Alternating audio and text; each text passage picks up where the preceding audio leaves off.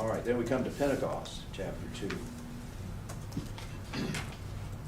So when the day of Pentecost came, that means 50th. When the day of 50th came, and we know what's the Old Testament festival called? What's it called in the Torah? First fruits and Feast of Weeks. Feast of Weeks, Feast of First Fruits have to do with the harvest. Well, you living in Corinth, that don't mean so much. Once Israel, Jews, spread out of Palestine, the harvest of Palestine became irrelevant. So they needed new significance to their festivals. That's all. Fruitful harvest. But at any rate, if you didn't live in Palestine, that's irrelevant. Let's just call it 50th. Don't worry about harvest anymore. It's 50th. Sukkot became a temple festival, the enthronement of the king. Read that in Chronicles. By that time, it already was the time that you enthroned the new king. I'm almost getting off into other symbolism there, but I get so excited. I don't want to go too far away, but the enthronement of the king, which is why the Gospels make the Passover season in the Gospels looks a whole lot like the Feast of Tabernacles rather than Passover. And that's the reason, because Tabernacles was the enthronement of the king festival, tied very closely to the temple. So my point is, agriculture got messed up. I think it's Deuteronomy says that at the end of your feast you shall quack, quack, quack. Leviticus tells you that the Feast of Tabernacles begins when? 15th of Tishri. 15th of Tishri. So if you've got your festival on a calendar date, your calendar has 28 days to a month, so that you have to add an intercalary year because it keeps getting so far out of whack that every once in a while you have to throw a whole another month in, the second Adar, to make it come out right, because you've got a lunar calendar, right? So that means your calendar keeps what? Moving. Wait. If you start keeping the Feast of Sukkot on a calendar date, what do you do when the calendar dates move before the harvest?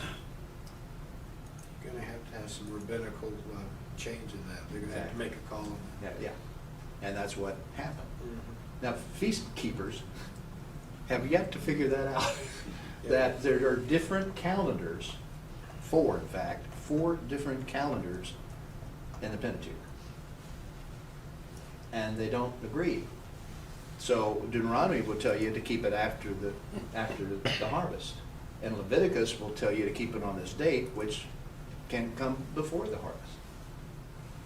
The point being, for the Jews who began to keep the 50th on the 50th day and the Feast of Sukkot on the calendar, the harvest became irrelevant because it didn't even go there anymore. So they had to change, the rabbinic changed the symbols. They changed the meaning, and no longer was harvest connected, it became new. This gets me all the way back to the book of Jubilees, circa 150 BCE, and who knows how long before that the tradition had been around, that the purpose, the meaning of the Feast of Pentecost was the giving of the law and the making of the Old Covenant at Mount Sinai. Now that's something we don't have to tie to agriculture, and this will work wherever in the diaspora you are. In fact, the book of Jubilees was very popular outside of Judea. So these ideas grew up among what group of people? Hellenistic Jews. Do you get it? Get where this is going? Get where this is going? So this idea of Pentecost celebrates Moses and Mount Sinai was very much popular within the Hellenistic Jews at this time. In fact, they would probably be looking and thinking of the festival in terms of Sinai. What's interesting is that when you compare the Septuagint, the Greek of Exodus 19, with the Greek of Acts chapter 2, you find that Luke has borrowed whole phrases from Exodus 19 story of Mount Sinai and just inserted them in here. Philo of Alexandria, about 13 BC, wrote all about how Pentecost celebrated the giving of the law on Mount Sinai, and how that when God gave the covenant to Israel and made them the people of God, that he sent 70 tongues of fire out from Sinai to the 70 nations of the earth, and each revealed the law in that nation's own language. Begin to see the backdrop of what Luke is setting up here. He's saying a number of things, that this is the ends of the earth, that God is preparing the covenant to go to the ends of the earth, but not the covenant of Sinai.